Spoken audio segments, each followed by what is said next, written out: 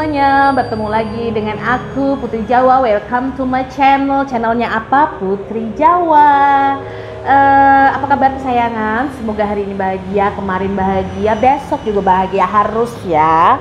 Oke, video kali ini aku bakalan masih tetap sama memberikan ide film apa sih yang kira-kira oke, yang masih menurut aku worth it buat kalian tonton ya. Salah satu film horor Indonesia yang oke menurut aku adalah Perempuan Tanah Jahanam. Sebenarnya film ini sih belum begitu lama ya, jadi dirilis tanggal 17 Oktober 2019. Sutradaranya masih sama, sutradara kesayangan aku, Joko Anwar. Keren banget. Terus pemain di film ini juga oke-oke banget. Jadi ada Tara Basro, Marissa Anita, Christine Hakim, Asmara Abigail, juga Aryo Bayu. Oke, di sini menceritakan dua orang sahabat yaitu Maya dan Dini. Di sini mereka bekerja di gerbang tol ya. Terus pada suatu ketika si Maya ini yang meranin tuh Tara Basro ya, itu tuh menceritakan kepada sahabatnya Dini kalau beberapa hari ini itu ada pria misterius yang selalu lewat di gerbang tol ini dan memperhatikan dia gitu loh. Dan di dalam percakapan itu, waktu mereka lagi ngobrol nih ya, lewat telepon nih ya, itu si pria misterius tuh datang lagi. Tapi kali ini dia itu berhenti dan menanyakan beberapa pertanyaan kepada si Maya ini. Akhirnya kemudian dia kembali ke mobilnya untuk mengambil sebuah golok, dan ternyata dia itu pengen bunuh ini Maya. Terus refleks dong si Maya tuh melarikan diri. Akhirnya tapi si pria misterius ini berhasil melukai si Maya. Tapi sebelum dia berhasil membunuh si Maya ini, dia ditembak oleh polisi. Wow. Dan akhirnya setelah kejadian itu mereka memutuskan untuk berhenti dari pekerjaan di gerbang tol itu, dan akhirnya mereka memilih untuk berjualan pakaian. Tapi ternyata sepi pasarnya dan nggak ada yang, maksudnya nggak laris gitu deh. Dan akhirnya mereka mengalami masalah keuangan, dan akhirnya si Maya memiliki ide, kayaknya aku akan mencari tahu siapa aku, terus dan siapa tahu ada peninggalan dari keluarga aku yang bisa membantu keuangan. Akhirnya mereka pun melakukan perjalanan ke desa di mana Maya dilahirkan, yaitu Desa Harjosari. Tetapi sesampainya di terminal sana nggak ada yang tahu Desa Harjosari itu mana gitu loh. Tapi akhirnya mereka bertemu dengan salah satu penarik delman yang tahu tempat itu gitu loh. Akhirnya di scene itu tuh diperlihatkan kalau ternyata desa itu tuh memang benar-benar terpencil dan jauh dari keramaian. Mereka harus melewati hutan, melewati tempat-tempat sepi deh pokoknya. Dan akhirnya si penarik delman ini berhenti di jadi kayak di rumah kepala desa gitu deh, namanya Ki Saptadi. Ki Saptadi itu ternyata seorang dalang, dan pada saat itu dia tidak sedang ada di rumah, adanya tuh ibunya, yaitu Mimis nih, iya. Terus dia mengaku biar dia nggak curiga, dia itu adalah mahasiswi kesenian.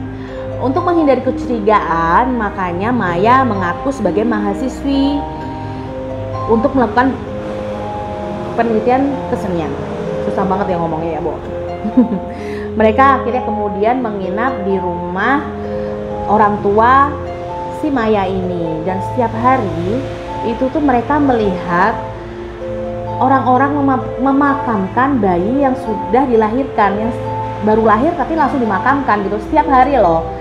Terus habis itu ternyata Ki Saptadi itu dan warga tuh mulai curiga sama mereka gitu loh. Dan waktu Maya mencari makan, si Dini ini didatangi oleh dua orang utusan Ki Saptadi, di mana mereka menanyakan siapa dia, dan mereka bercerita kalau penghuni rumah ini adalah seorang wanita bernama Rahayu. Dan akhirnya si Dini itu bilang kalau dia tuh Rahayu gitu loh.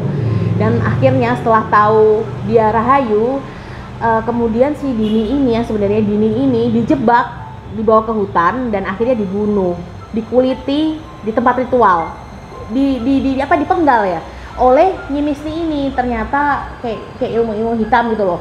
Dan kulitnya itu tuh mau dibikin wayang kulit ya, Bo. Kalian bayangin, kulitnya dikulitin, yang mau dibunuh dikulitin, terus dibikin apa coba, wayang kulit ya, Bo. Ya ampun. Tapi ternyata kan semuanya salah ya. Akhirnya si Maya itu mencari sahabatnya dan tahu kalau ternyata sahabatnya itu sudah dibunuh. Akhirnya dia bertanya dan meminta pertolongan kepada anak di warung makan yang dia cari itu.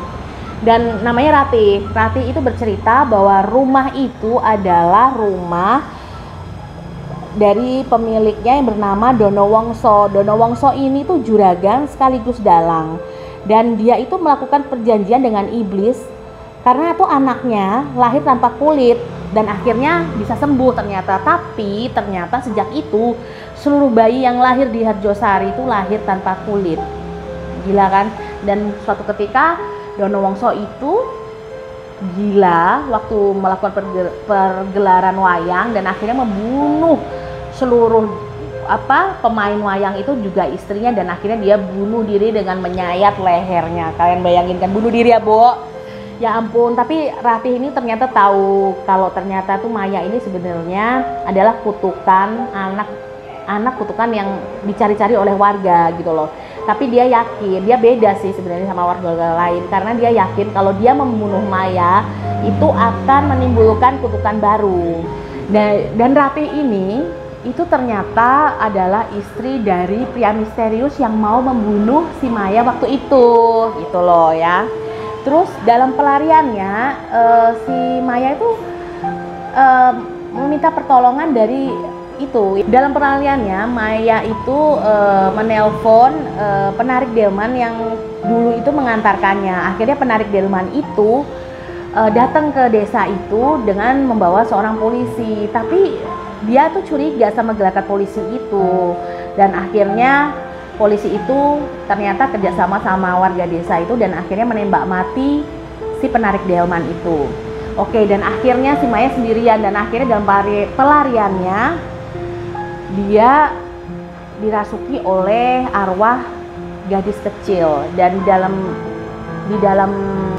dan akhirnya waktu dia kerasukan itu si arwah gadis kecil ini menceritakan bagaimana mengakhiri kutukan tersebut. Aduh, serem banget ya ternyata. Dan akhirnya diketahui lah, pokoknya tuh Nyi Misni, ibu dari Ki Saptadi itu tuh adalah biang kerok dari semuanya. Dia itu intinya sakit hati ketika tahu bahwa anaknya Ki Saptadi itu sama Nyai Sinta itu istrinya ini ya, si Donowongso itu melakukan tindakan tidak terpuji, selingkuh gitu, dan akhirnya Nyai Sinta itu hamil gitu loh. Terus akhirnya Nyi Misni itu nggak mau gitu loh kalau nantinya tuh anak itu lahir, akhirnya memberikan kutukan bayi dalam kandungannya Nyai Sinta itu agar lenyap sebelum lahir. Tapi takdir berkata lain, tetap anaknya lahir cuma nggak punya kulit gitu. Aduh, di saat Maya akan dibunuh oleh Ki Saptadi, akhirnya tuh Maya mengatakan bahwa dia tuh anaknya gitu loh. Terus akhirnya Ki Saptadi itu tersadar dan malu atas perbuatan ibunya, dan salah satu cara untuk menyelamatkan anaknya adalah dia akhirnya bunuh diri dengan menggorok lehernya. Dan Nyi Misni itu nggak bisa menerima kalau anaknya tuh bunuh diri gitu loh. Aduh, dan akhirnya dia juga bunuh diri juga. Dan akhirnya Maya bisa selamat dan meninggalkan tanah jahanam itu. Ceritanya ini belibet. Nggak belibet juga sih, tapi tuh bener-bener plotnya tuh oke. Kalian harus nonton ini karena ini film horor yang lain dari biasanya. Nggak too much setannya, ada adegan-adegan horornya nggak, tapi lebih ke pembunuhan juga. Sadisnya kena, bener-bener apik banget, dari lagunya, dari apa yang dia lokasinya juga oke, pemainnya juga oke banget, pokoknya oke banget. Terus di scene terakhir, scene terakhir ini Itu pokoknya tiba-tiba ada istri polisi yang membunuh penarik delman itu tuh ternyata sedang hamil dan menunggu kelahiran. Terus tiba-tiba dia di kamar mandi, dia melihat bayangan di cermin Nyi Misni ini dan dia berteriak, dan akhirnya ternyata Nyi Misni ini belum mati dan dia memakan hidup-hidup anak itu. Serem kan, Bo? Aduh, penasaran. Kayaknya mereka tuh pengen ada yang part 2 ya kali ya. Aduh, semoga kita bisa nonton ya. Semoga masih tegang dan bagus kayak yang part pertama ini. Oke? Bye-bye. Sampai ketemu di review-review video aku berikutnya.